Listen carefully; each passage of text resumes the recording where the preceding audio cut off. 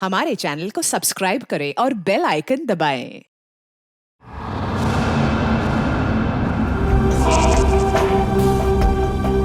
क्या हुआ? मौत को इतना नजदीक देखने से पांव कांपने लगे। एसीपी आज तक अपनी मौत को अपनी हथेली पर लेकर ही चला है, समझे?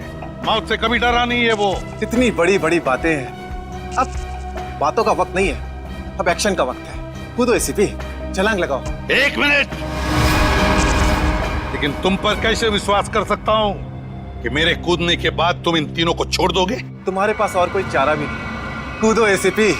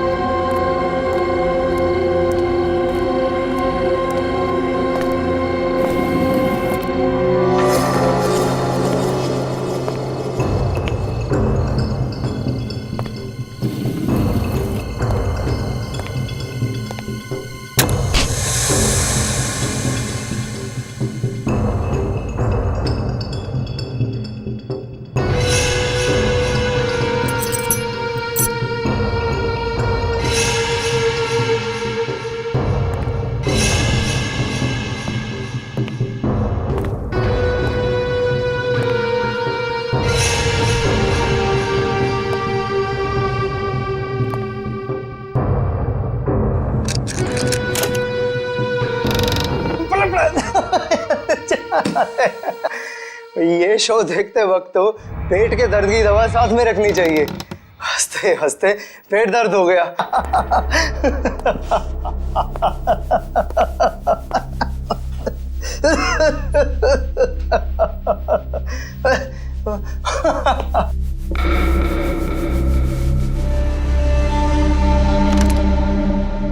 कौन है ये?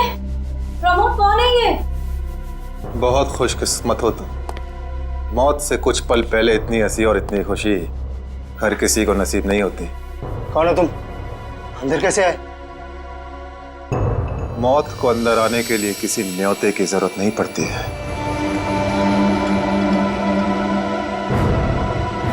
ये क्या कर रहे हो? मैंने क्या बिगाड़ा तुम्हारा? तो रुक जरा, पुलिस को। Happy birthday Tarika. Thank you Shreya. Thank you. Many happy returns of the day. Thank you Siddharth. बहुत खूबसूरत फूल है। श्रेया की चॉइस है। हाँ वो तो है, श्रेया की चॉइस तो कभी गलत हो ही नहीं सकती। हाय सिद्धार्थ। हेलो। हाय श्रेया। हाय पूर्वी। काफी देर कर दी आने में। थोड़ा ट्रैफिक मिल गया रास्ते में। अरे फ्रेडी सर, ये गपागप खा रहे हो? आप तो बोल रहे थे डाइटिंग कर रहे हो। डाइटिंग ही तो कर रहा हूँ। इसके पहले तो मैं 5-5 प्लेटें एक साथ खा जाता था।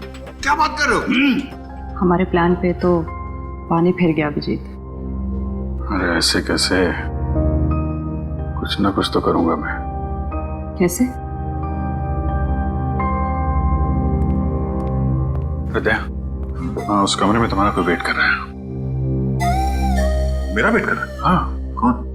तुम जाओ तो सही। अरे जाओ।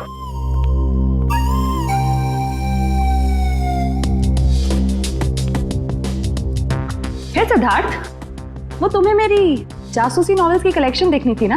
चलो दिखाती हूँ। चलो श्रेया। अरे कभी तो श्रेया को अकेले छोड़ो। ऐसी कोई बात नहीं है ना? चलो। इट्स ओके सिद्धार्थ, जाओ तो। चलो।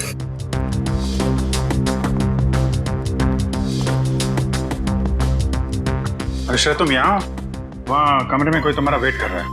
कौन? अरे जाओ, देखो तो सही। अरे सर,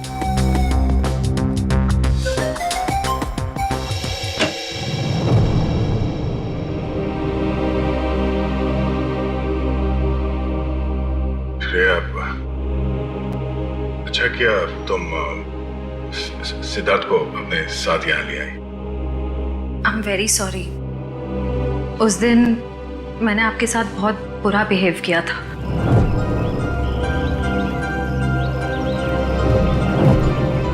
छोड़ो ना, मैं भूल गया हूँ, तुम भी भूल जाओ। काश भूल पाना इतना आसान होता। जिंदगी कितनी सिंपल हो जाती है। श्रेया, ये यादें ही तो है जो उदास दिलों को जिंदगी जीने का हौसला देती है। अगर यादें ही ना हो तो जिंदगी कितनी बोरिंग हो जाएगी। तो क्या तुमने सिद्धार्थ से शादी करने का फैसला कर लिया? मेरा दिल कुछ और कह रहा है, दिमाग कुछ और। मैं जानता हूँ श्रेया, हमारे काम में हम दिल की नहीं दिमाग की सोचते हैं, मगर एक बार सीआईडी ऑफिसर ने एक आम लड़की की तरह सोचो। दिल का इस्तेमाल करो, उसकी आवाज सुनो। मेरे दिल में तो एक ही इंसान का नाम गूंजता रहता है, और वो नाम है श्रेया,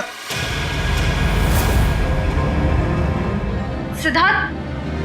सिद्धार्थ प्लीज, सिद्धार्थ मेरी बात तो सुनो प्लीज।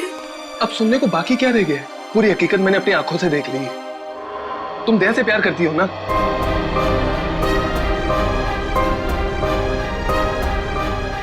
सिद्धार्थ, मैं इस बारे में तुमसे बात करने वाली थी। की क्यों नहीं? सिद्धार्थ, काम इतना होता है, मौका ही नहीं मिला मुझे। मौका नहीं मिला? I just can't believe I heard that. Siddharth, Siddharth please मेरी बात तो सुनो। ये इतना आसान नहीं हो के अपने आपको मेरी जगह रखकर तो सोचो, फिर पता चलेगा मैं किस अग्नि परीक्षा से गुजर रही हूँ।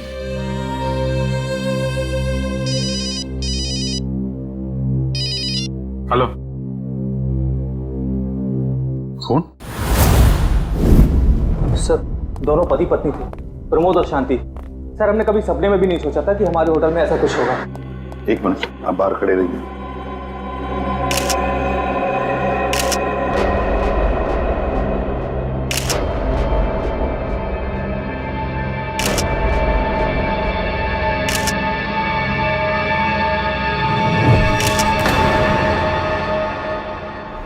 माय गॉड, दोनों की लाशें ऐसी इस अवस्था में। सर, इतने सारे केस सॉल्व किए, लेकिन इस तरह का केस कभी नहीं देखा। सर, लगता है ये दोनों खूनी से विनती कर रहे थे कि वो इन्हें छोड़ दे, मगर खूनी ने जरा भी दया नहीं दिखाई। नहीं फ्रेडी, लगता है खूनी ने पहले इन दोनों को मारा और फिर यहाँ लाकर बिठा दिया, हाथ पैर बांध दिए। जिस तरह से इन दोनों को बिठाया कुर्सी में, लगता है खूनी हमसे कुछ कहना चाहता है। ये देखो, कम से कम 6-7 वार तो किए इस बेचारी पर। ऐसे इतनी बेरहमी से मारा है जैसे ये खूनी कोई सिर फिरा हो, या फिर बदले की आग में ये सब किया है उसने। My God. सर, इस प्रमोद की पीठ पे भी वार किया गया है।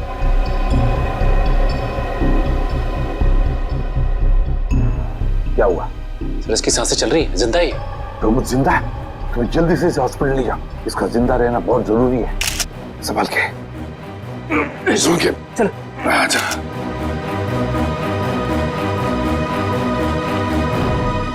एक बात बताओ, ये खूनी अंदर आया कैसे? किसी ने देखा कैसे? नहीं सर, ये सब रात में हुआ सर, और रात के वक्त इसकी ड्यूटी रहती है सर, इससे पूछिए आप। कैसे हुआ ये सब? सर, कुछ देर के लिए मेरी आंख लग गई थी रिसेप्शन डेस्क के ऊपर। तुम्हें शर्म नहीं आती ये कहते हुए कि तुम्हारी आंख लगी थी ड्यूटी पर? Sorry sir. एक बात बताओ, ये दोनों प्रमोद और शांति कब से रह रहे तुम्हारी होटल में? सर, पिछले 6 दिनों से रह रहे थे, और आगे भी 1 महीने रहने का प्लान था सर। क्यों, कुछ बताया इन्होंने? सर, प्रमोद जी की नई नौकरी लगी थी, नासिक से इस शहर में नए आए थे, उन्हें अपना घर नहीं मिला, इसीलिए होटल में रह रहे थे सर। ठीक है, जाओ। पंच, प्रमोद और शांति, इन दोनों की पूरी जानकारी चाहिए मुझे।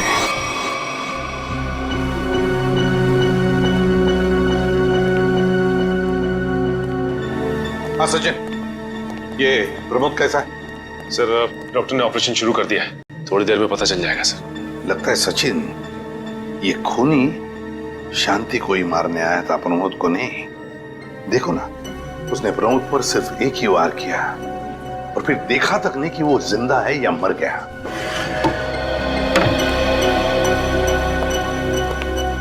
डॉक्टर साहब, कैसा है प्रमोद? हमने प्रमोद को बचा तो लिया है, मगर मगर क्या? वो कोमा में चले गए हैं। कोमा में? लेकिन डॉक्टर साहब, प्रमोद को होश तो आ जाएगा ना? हम तो अपनी तरफ से पूरी कोशिश करेंगे, मगर कुछ कहा नहीं जा सकता। Thank you. कुछ भी हो, प्रमोद होश में आना ही चाहिए। खूनी को सिर्फ प्रमोद ने ही देखा है। डॉक्टर साहब, शांति की लाश से कुछ पता चला? दया, मौत की वजह तो तुम लोगों को क्राइम स्पॉट पे ही पता चल गई होगी। पेट पर चाकू के इतने सारे घाव हैं, उसी की वजह से मौत हो गई बेचारे की। हाँ, वो तो हमें पता चल गया था। उसके अलावा कुछ और? हाँ, एक खास बात। 2 महीने पहले इसका किडनी का ऑपरेशन हुआ था। ये देखो, इसमें फोटो है। किडनी का ऑपरेशन? वंश, पता करो शहर के किस हॉस्पिटल में शांति के किडनी का ऑपरेशन हुआ था। जैसे? और सर, वो क्राइम सीन पे जो खून मिला था वो शांति और प्रमोद का ही है।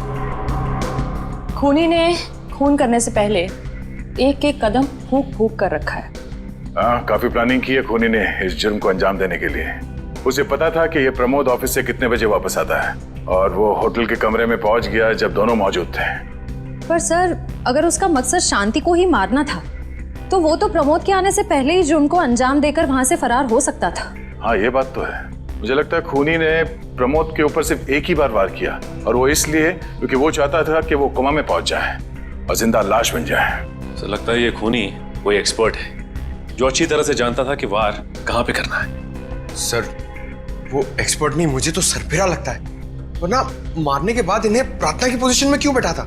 कोई तो गहरा कारण है सबके पीछे जो इस खूनी के अतीत से जुड़ा हुआ है। क्या प्रमोद की बीवी का खून हो गया और प्रमोद कोमा में है? जी हाँ। खैर, अब ये बताइए कि पिछले कुछ दिनों से प्रमोद का स्वभाव कैसा था? क्या वो डरा डरा रहता था या कुछ और अजीब बात? नहीं, ऐसा तो कुछ नहीं था।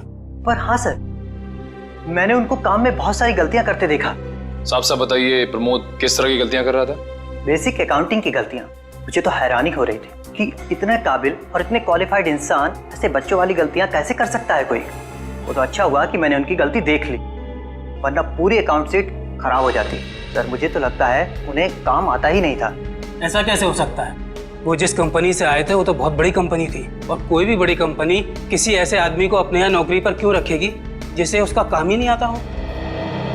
अब तो इस प्रमोद की सारी कुंडली निकालनी पड़ेगी। पति पत्नी प्रमोद और शांति एक नंबर के धोखेबाज थे। इनके सारे सर्टिफिकेट्स और डॉक्यूमेंट्स नकली हैं। स्कूल और कॉलेज हर जगह के। ऐसी क्या वजह हो सकती है जिस वजह से 420 करके ये उस फाइनेंस कंपनी में काम कर रहा था? ये इस प्रमोद को वहाँ काम करके क्या फायदा हो सकता है? इस सवाल का जवाब तो उसी वजह से जुड़ा है निखिल, जिसकी वजह से इस प्रमोद की हत्या की गई। पर वजह जो भी हो, उस वजह का पता तो CID निकाल ही लेगी। लेकिन सर, हो सकता है इन दोनों का नाम भी नकली हो सकता है। ऐसा भी हो सकता है कि ये दोनों असली प्रमोद और शांति हो ही ना, बल्कि कोई बहरूपिये हों जिन्होंने उन दोनों की जगह ले ली हो सकता है। एक सेकंड। हेलो, हाँ बोल रहा हूँ। हाँ, कौन सा hospital? Okay, thank you so much. क्या हुआ निखिल? हमारा अंदाजा सही निकला। 2 महीने पहले पुणे की मोती हॉस्पिटल में इस प्रमोद की पत्नी का एक ऑपरेशन हुआ था। वहाँ प्रमोद की पत्नी का नाम शांति नहीं बल्कि विनीता लिखा हुआ है। विनीता? मोती हॉस्पिटल, पुणे।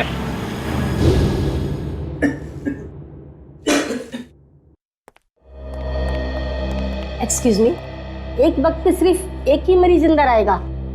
हम लोग CID से। CID? मगर यहाँ मुजरिम कौन है? इसी की तलाश है हमें। एक्चुअली आपके हॉस्पिटल में 2 महीने पहले एक ऑपरेशन हुआ था, उसी के बारे में कुछ जानकारी चाहिए हमें। किसका ऑपरेशन? ये दोनों आपकी हॉस्पिटल में आए थे? ये तो मिसेस विनीता कुमार हैं। हाँ, मिसेस विनीता कुमार। और ये इनके पति, इनकी मौत हो गई? जी हाँ, विनीता कुमार का खून हो चुका है और उनके पति प्रमोद अब कोमा में है। डॉक्टर, ये बताइए कि मिसेस विनीता कुमार ने किडनी का ऑपरेशन कराया था ना? जी हाँ। हम उसके मेडिकल रिपोर्ट्स देख सकते हैं? यहाँ पे तो पति का नाम त्रिलोक कुमार लिखा है। मतलब त्रिलोक बन गया प्रमोद और विनीता बन गई शांति। इस पेपर में उनके घर का एड्रेस लिखा हुआ है। चल के पता करें, शायद कुछ पता चल जाए। नहीं निखिल, कोई फायदा नहीं होगा। इनकी पहचानों की तरह इनका एड्रेस भी नकली होगा, देखना। हाँ, हमने इन्हें ऑपरेशन के कुछ रिपोर्ट्स कोरियर की थी, मगर वो कोरियर वापस आ गए थे। डॉक्टर ये बताइए कि इन्होंने ऑपरेशन का पेमेंट कैश में की थी या चेक से या किसी कार्ड से? इंश्योरेंस के जरिए। इंश्योरेंस? उस इंश्योरेंस कंपनी के कोई कागजात, कोई डॉक्यूमेंट्स हैं आपके पास? हाँ, इसी फाइल में होंगे। गुड।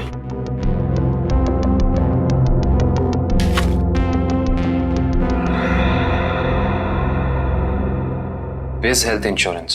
अंकित, सभी अकाउंट्स और सभी खाते अच्छी तरह से बंद हो जाने चाहिए। कल शाम 5 बजे तक ऑडिटर आ जाएगा। हो जाएगा सर। कभी सपने में भी नहीं सोचा था कि हमारी कंपनी का अंत इतना बुरा होगा। ये किस अंत की बात कर रहे हैं आप लोग? जरा विस्तार से समझाइए। अगर आप अपने पैसे वापस लेने आए हैं तो भूल जाइए, क्योंकि जब तक अदालत अपना फैसला नहीं सुना देती तब तक हम किसी के रुपए वापस नहीं कर पाएंगे। पैसे वापस लेने नहीं, इंसाफ करने आए हैं हम लोग। सीआईडी से हैं। ओह, तो हमारी शिकायत सीआईडी वालों तक भी पहुंच गई है। शिकायत? ऐसा क्या कर दिया आपकी इस कंपनी ने? हमारी कंपनी ने नहीं, उस त्रिलोक ने आसमान की तरफ प्रगति करती हुई हमारी कंपनी के नाम को रातों रात मिट्टी में मिला दिया और हमें दिवालिया कर दिया उसने। त्रिलोक? एक सेकंड, आप इस त्रिलोक की बात तो नहीं कर रहे? हाँ हाँ, यही तो है वो। पर इसे क्या हुआ? किसी ने इसकी जान लेने की कोशिश की है, फिलहाल ये कोमा में। ये तो होना ही था, इतने लोगों को जो धोखा दिया इसने। किस धोखे की बात कर रहे हैं?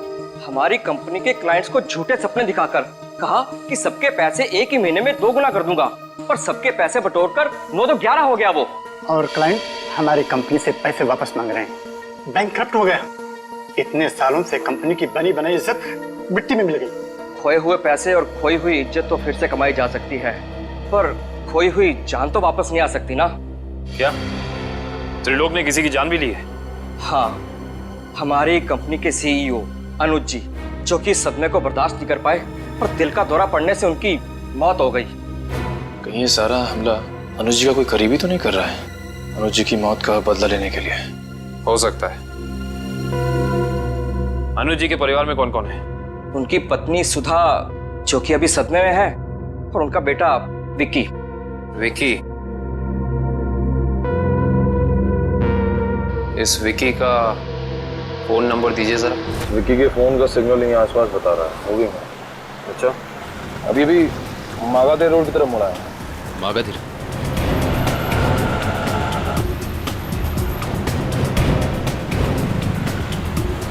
देखो सिग्नल में कुछ पता चला? एक मिनट। क्या हुआ? इस विक्की के फोन का सिग्नल यहीं आसपास बता रहा है। कहीं विक्की इस बाइक पे तो नहीं? हाँ सर, हो सकता है ये विक्की है। चेक करते हैं।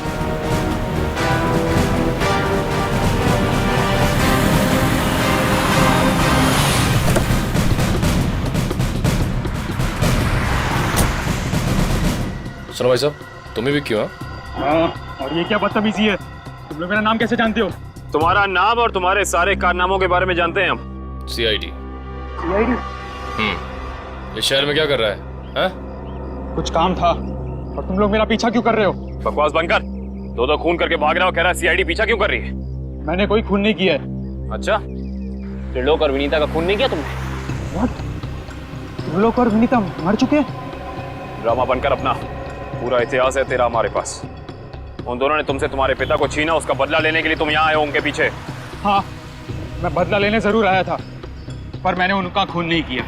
देख, सच बोल दे समझा, नहीं अपनी शक्ल नहीं पहचान पाएगा। मैं सच कह रहा हूँ, मैंने किसी तरह उनके बारे में पता किया। मैं उनके होटल भी गया था, मगर जैसे मैं उनके कमरे की तरफ जा रहा था, मैंने उनके कमरे में एक आदमी को जाते हुए देखा। कौन सा आदमी था वो? उसके चेहरे को ठीक से देख नहीं पाया मैं। तुम्हें जो भी याद है, जितना भी याद है, साफ साफ बताओ। कद लगभग 6 फीट, ओवरकोट पहना हुआ था उसने, और उसके बाल लंबे थे यहाँ तक। और उसने एलिगेटर शूज पहने हुए थे। Alligator shoes? हेलो, एक और खून?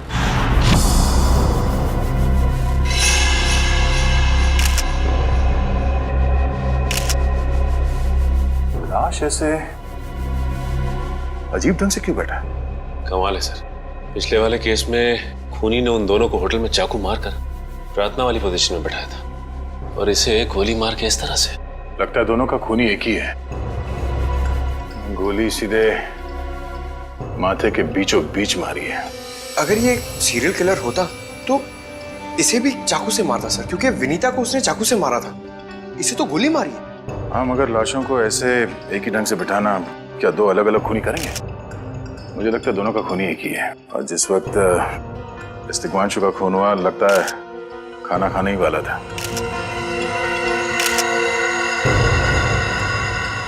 तो यहाँ पे दूसरी प्लेट भी पड़ी है, कहीं ऐसा तो नहीं कि ये तिग्मांशु की बीवी के लिए थी?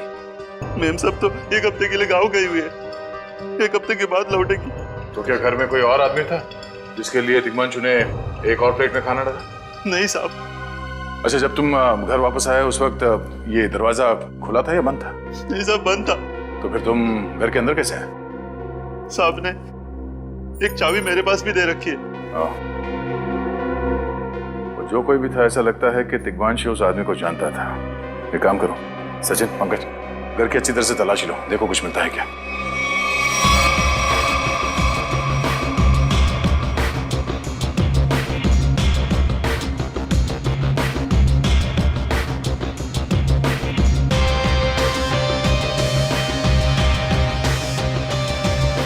साहब। हाँ सचिन। सचिन, ये देखिए सर, यहाँ से शीशा निकाला गया है, चिटकनी खोली गई है और यहाँ से बाहर जाने का रास्ता भी है।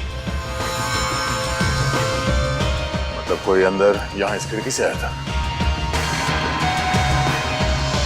सर, लेकिन इस घर में तो सेफ्टी अलार्म भी है सर। अगर यहाँ से कोई अंदर आया है तो सेफ्टी अलार्म बजना चाहिए था और सिक्योरिटी गार्ड को भी अंदर आना चाहिए था। अब इसका जवाब तो सिक्योरिटी गार्ड ही देगा।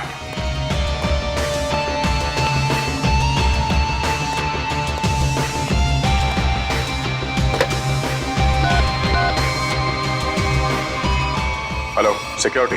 अच्छा, आज दोपहर को तिग्मांशु जी के घर से अलार्म बजा था, तो फिर आप चेक करने के लिए उनके घर पे क्यों नहीं आए?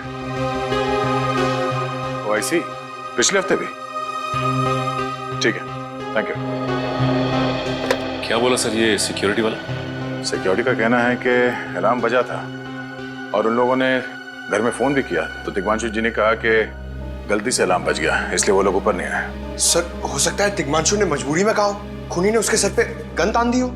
कुछ कह नहीं सकते। बात करते वक्त अगर थोड़ी सी भी टेंशन हो आवाज में तो ये सिक्योरिटी वाले तुरंत भाप लेते हैं। दरअसल पिछले हफ्ते भी तिग्मांशु के घर से अलार्म बजा था और जब सिक्योरिटी वालों ने फोन किया था तो तिग्मांशु ने यही कहा था कि गलती से बच गया।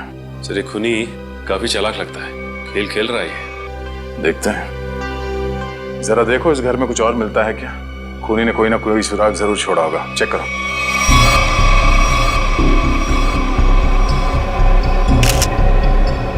सर एक मिनट सर।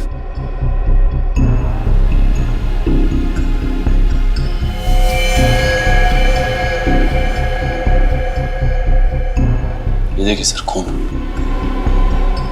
ये खून यहाँ कैसे? कहीं खूनी का तो नहीं है खून? ये तो डॉक्टर सालों के ही बताएंगे।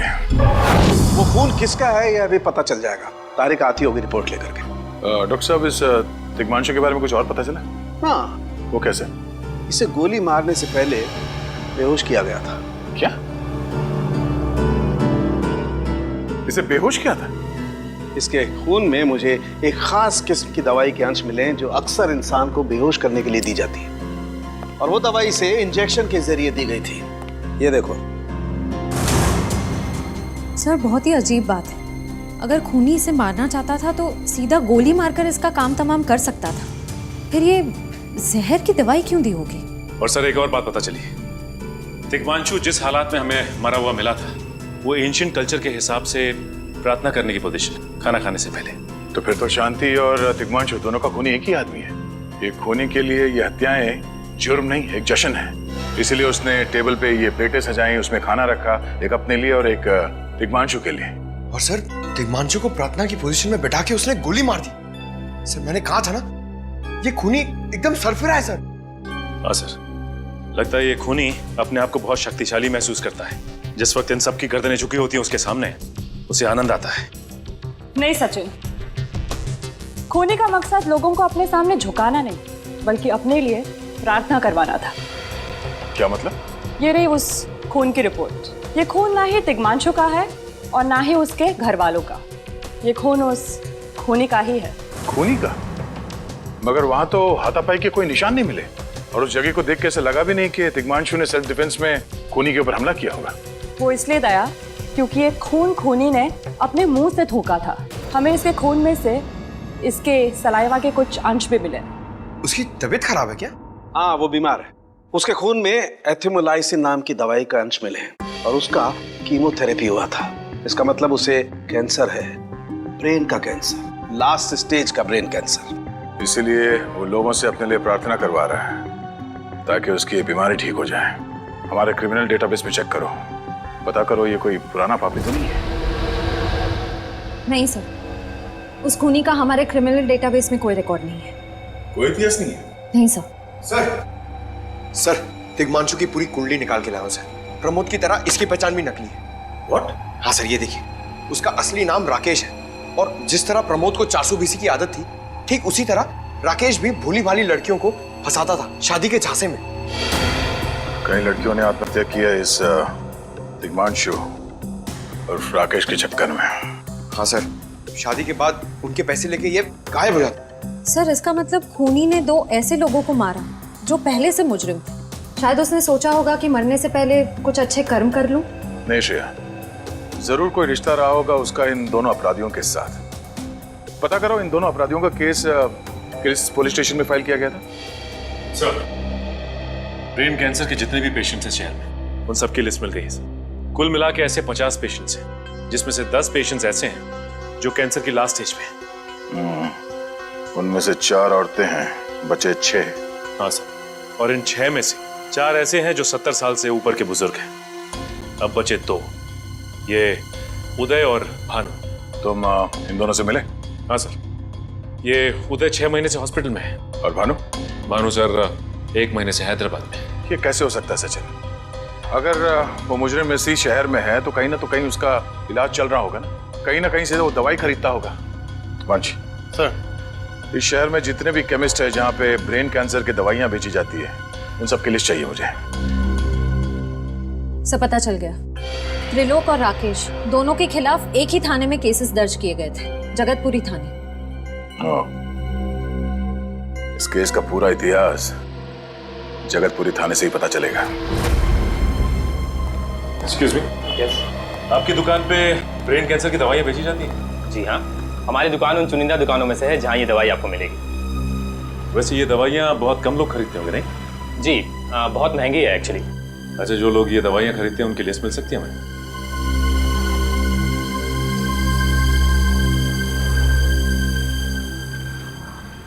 ये रही वो लिस्ट।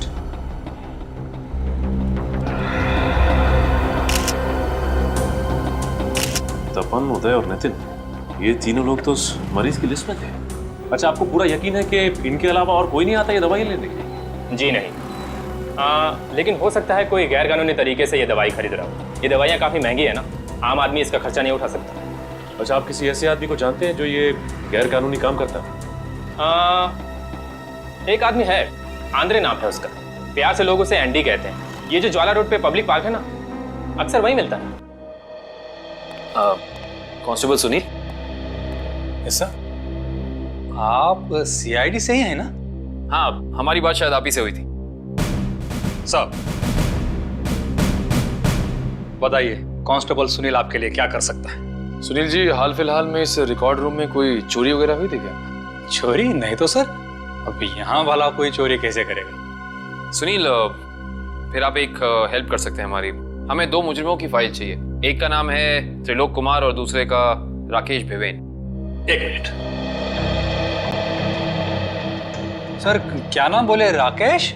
राकेश भिवेन।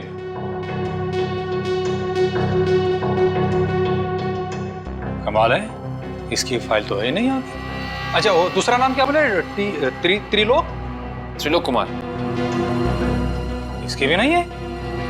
दोनों की फाइल्स नहीं। हाँ सर, लेकिन यहाँ पर चोरी की तो कोई घटना नहीं घटी। पता नहीं फाइलें गायब कैसे हो गई। सुनील, यहाँ याद करने की कोशिश करो, हाल ही में कोई दुर्घटना घटी थी क्या? पिछले महीने ऑफिस एरिया में आग लग गई थी, तो अच्छा हुआ फायर ब्रिगेड वाले जल्दी आ गए और हमारे रिकॉर्ड्स नष्ट नहीं हुए। जरूर ये आग भी जानबूझकर लगाई गई थी। आग लगने की वजह क्या थी? वो बताया गया कि मेन स्विच बोर्ड के अंदर शॉर्ट सर्किट हुआ था। कोई इलेक्ट्रिशियन भी आया था काम करने के लिए। जरूर वहीं छेड़छाड़ की गई है। उस इलेक्ट्रिशियन का कोई आता, कोई पता, कोई कांटेक्ट है? दूसरे कांस्टेबल के पास था, लेकिन वो तो रिटायर होकर गांव चले गए। हाँ, कोई बात नहीं। सुनिए, एक काम करिए, आप चेक करके बताइए कि और किन किन मुजरिमों की फाइल्स यहाँ से गायब हुई हैं। Okay sir. पता तो चले आखिर अगला शिकार है कौन इस अनोखे खूनी का। ये ले पैसे। अरे ये दवाइयाँ तो असली है ना।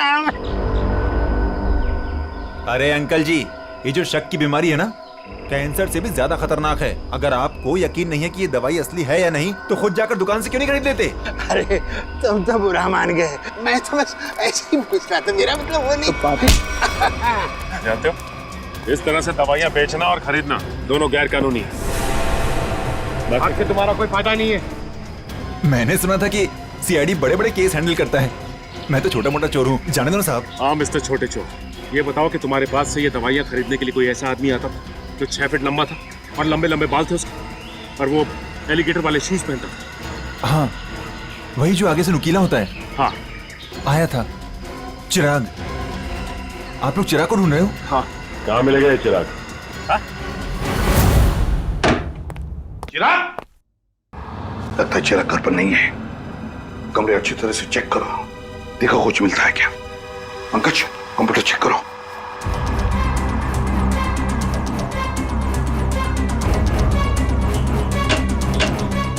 सर, ये देखिए, पूरी अलमारी गन्स और चाकू से भर रखी इस चिराग ने। My God. सर, हाँ, अंदर के कमरे में से ये खून से भरे हुए कपड़े मिले। पुलिस रिकॉर्ड रूम से फोन है। देखो।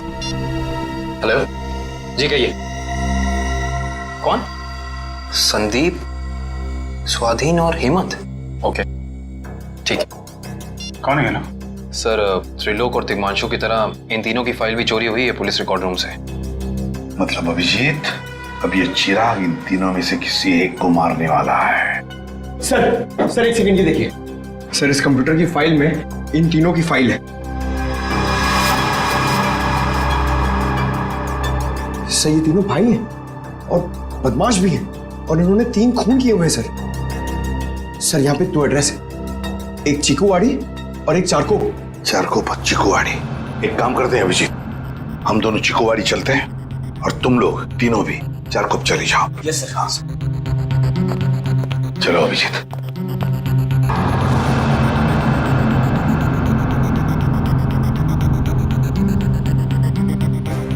क्या हुआ सर? अभिजीत, ये पेन, ये मेरा पेन है अभिजीत। आपका पेन? यहाँ पे कैसे सर? ये पेन मैंने जग्गा को दिया था। जग्गा को? जग्गा सर, वो आपका खबरी? हाँ अभिजीत, मेरा खबरी। मगर जग्गा तो मर चुका है सर।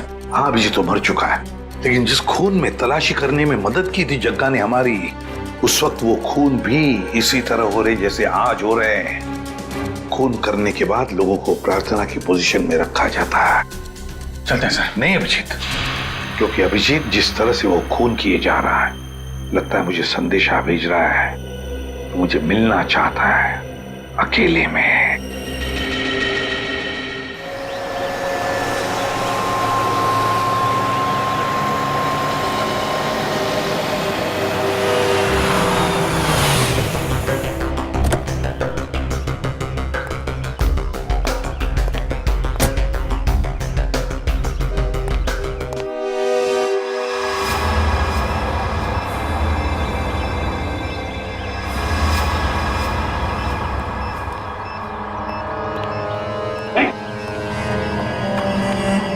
प्लीज हमें बचा लीजिए, किसी तरह हमें मार डालेगा।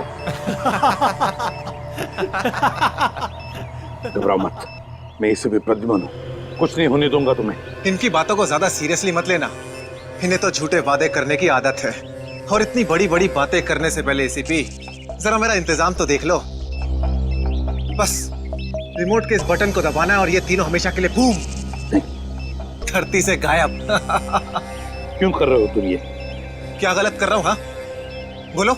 पर ये तीनों तो वैसे भी कानून से भागे हुए अपराधी है ना, तो इन्हें मारकर क्या गलत कर रहा हूँ मैं? इन्हें सजा देने का हक तुम्हारा नहीं, सिर्फ कानून का हक ही है। बस यही तो प्रॉब्लम है, जब तक तुम कानून में हो कुछ नहीं हो सकता। क्या क्या चाहते हो तुम मुझसे? पहले अपनी ये गन मुझे दो। एसीपी, मुझे अपनी गन दो, वरना मैं ये रिमोट दबा दूंगा। एसीपी, मैं 3 तक गिनूंगा। 1 2 3। नहीं,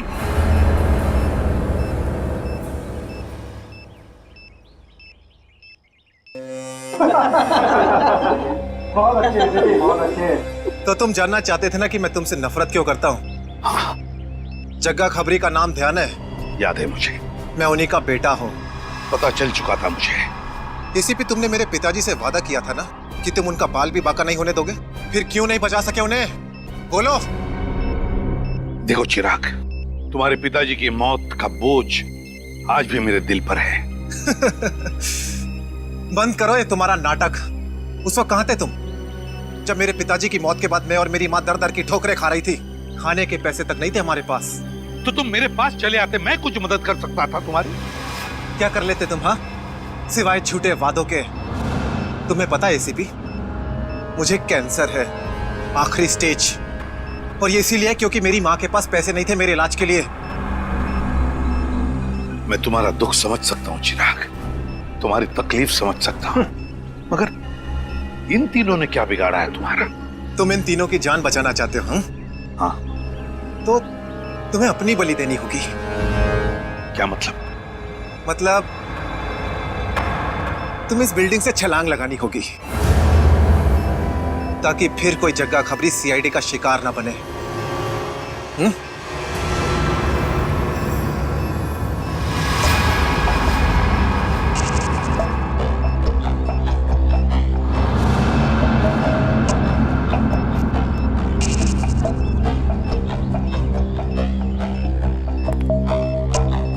ठीक है, मंजूर है।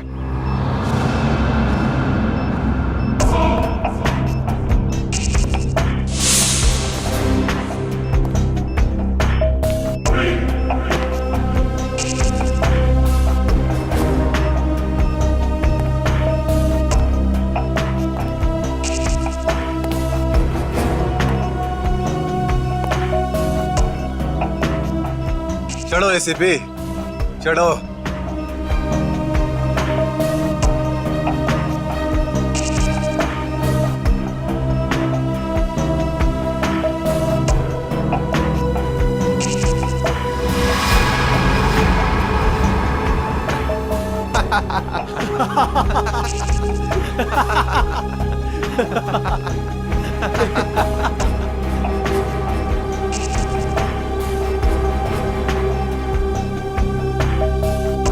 ऊपर जाकर मेरे पिताजी से माफी जरूर मांग लेना। क्या हुआ, मौत को इतना नजदीक देखने से पांव कांपने लगे? एसीपी आज तक अपनी मौत को अपनी हथेली पर लेकर ही चला है, समझे? मौत से कभी डरा नहीं है वो। इतनी बड़ी बड़ी बातें, अब बातों का वक्त नहीं है, अब एक्शन का वक्त है। कूदो एसीपी, छलांग लगाओ और अपनी ये बेहतरीन जिंदगी को अलविदा कह दो। चलो। 1 मिनट, मैं जरूर कूदूंगा, लेकिन तुम पर कैसे विश्वास कर सकता हूं कि मेरे कूदने के बाद तुम इन तीनों को छोड़ दोगे? तुम्हारे पास और कोई चारा भी नहीं है। कूदो एसीपी, वरना मैं इस रिमोट का बटन दबा दूंगा।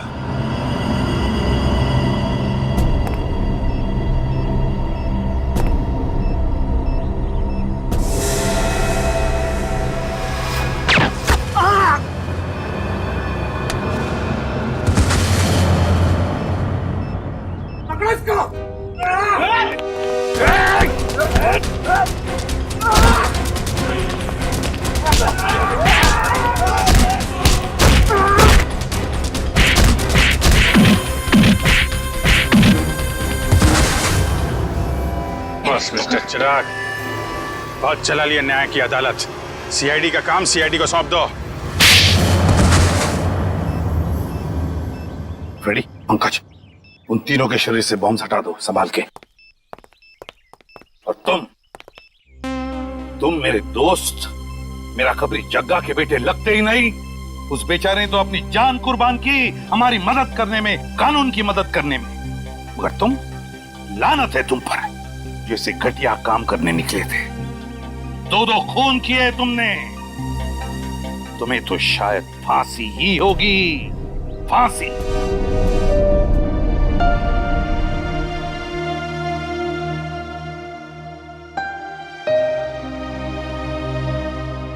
बड़े बुजुर्ग कह गए कि अगर कोई चिंता सताए तो उस चिंता को अपने कलेजे के अंदर अंगार बनने नहीं देना चाहिए। कलेजा जल जाता है। मुझे कोई चिंता नहीं सता रही है। In fact I think I am the luckiest girl in the world right now. CID में सब मेरे काम से खुश हैं। मेरे पास तुम दोनों जैसे दोस्त हैं। मेरी शादी होने वाली है। एक लड़की को और क्या चाहिए होता है? शायद प्यार। प्यार भी तो है ना मेरे पास। मम्मी पापा का प्यार, दोस्तों का प्यार और सिद्धार्थ का प्यार। जुबान की बात दिल से मेल नहीं खा रही है श्रेया। मतलब ये कि दिल की बात जुबान पे लाने का वक्त आ गया है श्रेया। वो श्रेया कहाँ गई? हाँ, जो अपने सारे डिसीजंस खुद लेती थी, जिससे पता था कि उसको अपनी जिंदगी में क्या चाहिए। हाँ श्रेया, अब वक्त आ गया है। तुम्हें किसी एक को चुनना ही होगा। और अगर तुमने एक स्ट्रॉन्ग डिसीजन नहीं लिया ना, तो उसका असर तुम्हारी जिंदगी पर नहीं, बाकी 2 जिंदगियों पर भी पड़ेगा। मैं क्या डिसीजन लूं? किसे चुनूं? उस इंसान को जिसे मैं बहुत प्यार करती हूं, पर उन्होंने कभी अपने प्यार का इजहार नहीं किया, या शायद वो मुझसे प्यार करते ही नहीं, या फिर उस इंसान को जो मुझसे बहुत प्यार करता है, मुझे पलकों पर बैठा कर रखता है। मगर यहाँ पे इम्पोर्टेंट सवाल ये है कि तुम किससे प्यार करती हो? नहीं तारिका, यहाँ ये बात इम्पोर्टेंट है कि अब मैं पीछे नहीं हट सकती। मेरे किसी भी डिसीजन से ना सिर्फ सिद्धार्थ को, बल्कि उसकी और मेरी फैमिली को बहुत दुख होगा। बच्चों जैसी बातें मत करो श्रेया। हर माँ बाप चाहते हैं कि उनके बच्चे को जिंदगी की हर खुशी मिले। तुम सिद्धार्थ के साथ खुश नहीं रह पाई तो क्या अंकल आंटी खुश रह पाएंगे? और अगर तुम खुश नहीं रही तो क्या सिद्धार्थ खुश रह पाएगा?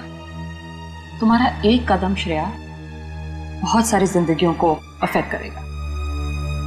तुम बस दिल से काम लो। देखो, दिल हमेशा सही रास्ता दिखाता है। ठीक है, अब से मैं अपने दिल की बात सुनूंगी। अगर मैं किसी भी कदम पर कमजोर पड़ जाऊं तो तुम दोनों को मुझे सही रास्ता दिखाना होगा। हाँ, लेकिन एक शर्त पे। कैसी शर्त? तुझे आइसक्रीम खिलानी पड़ेगी। Of course. For more updates, subscribe to our channel, click the show links and enjoy watching the videos.